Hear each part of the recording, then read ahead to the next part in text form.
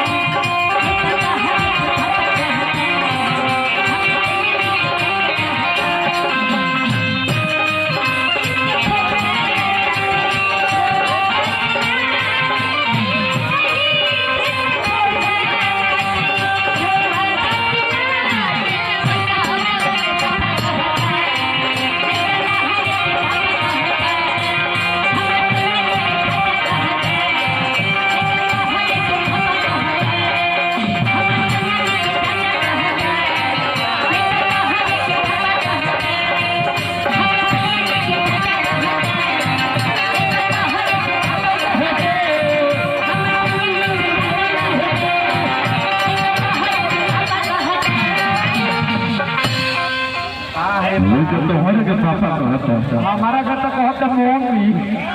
तुम्हारे के कहता मामा हेलो हेलो नूर जी हेलो हेलो जी हमारा कहता पापा का कहता मामा हेलो अल्लाह तुम्हें देख क्या कहता ना कहो हेलो हेलो कहते हैं कि खुदा ने जो नाम दिया है तो चश्मा क्यों लगाती हो? लगा दो। खुदा ने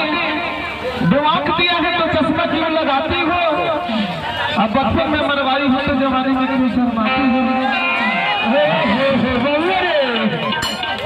हम जाना चाहिए कि तू अपना सिंगार करोगे। हम जाना चाहिए काजल कि तू अपना सिंगार करोगे। हमारा का छोड़ के भूरे के भरदारा करब। हेलो हेलो आइए देखो भैया भैया का फरमाइश बोला करे जा लाभ भैया अब बोले हमारे तरफ बुला जो वही कि पूरे में वासी के चांद हो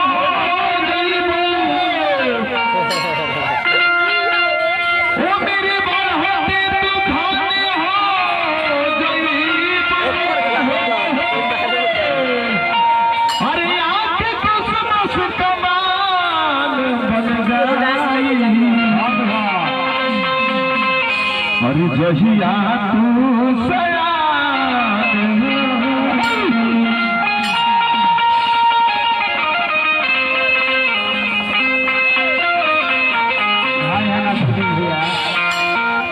ऐसा ना लग गया कोई जमाने देखा लाश ऐसा भैया रे तो खोजावा है रे खोजावा चलिए एगो पारो वाले गीत बोले रही एगो कैसेट में अच्छा यहाँ के हमारे मेम साहब है ऐसा लिया बाबा यार आई करने नहीं आई ऊपर के टेंट बाजी अरे वो काम करेंगे 22 को बोरा होगी ना गौरव रही अकेले तो भी सुरनाट जाए तो ऐसा काम है करे ऐसा नहीं वो सलिया आई रजीजा ने खूब मजाक खेलने पड़े लाल भैया देखिए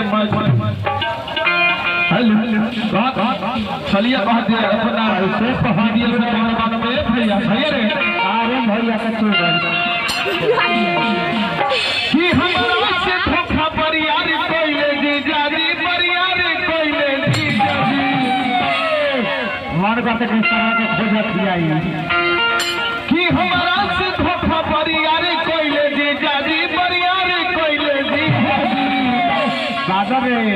कि गुरुमा किया के राजा माली जी जारी गुरुमा किया के राजा माली जी जारी हमरा से धोखा परियारी कोइले जी जारी हमरा से धोखा परियारी कोइले जी जारी परियारी कोइले जी बाबू भैया भाग रे कि हमरा से धोखा परियारी कोइले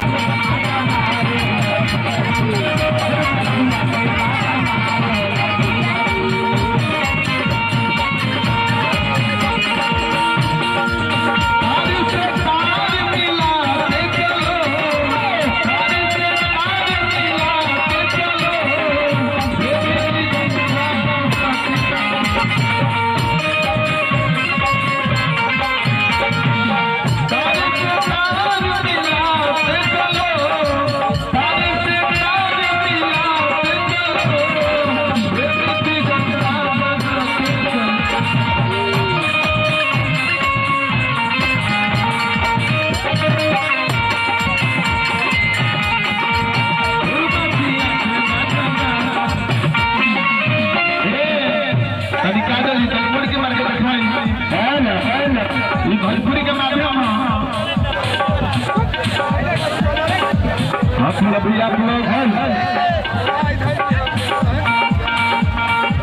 चलिए कहती अपना जीजा से